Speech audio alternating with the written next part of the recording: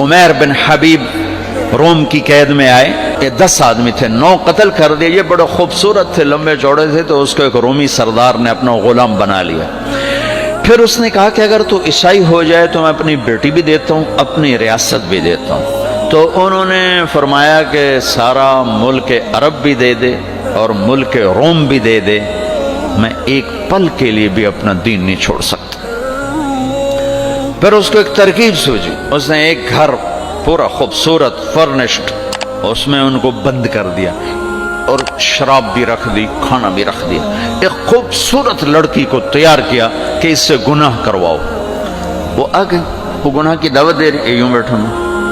3 दिन गुजर गए, 3 रातें कुछ न खाया, न नजर उठाई, न पिया।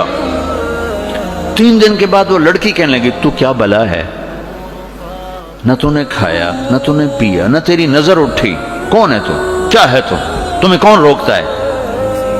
तो फरमाया कि अब तो मेरे लिए शराब भी हलाल है जिस हाल पर मेरी प्यास पहुंच चुकी।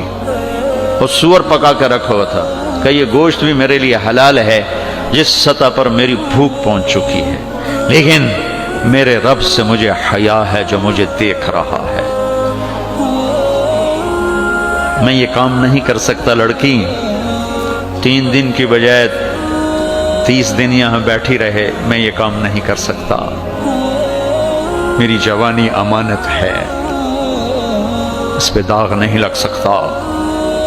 वो कहने लगी, तेरे जैसे इंसानियत के ताज को मैं कत्ल नहीं होने दूंगी, मैं तुम्हें छुड़ाऊंगी।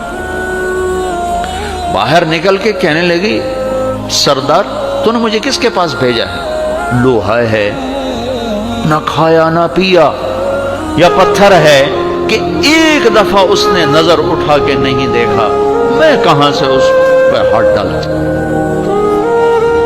और फिर रात को आई, एक थैले में कुछ खाना और एक मशकीजे में थोड़ा पानी, और उसको चुपके से निकाला।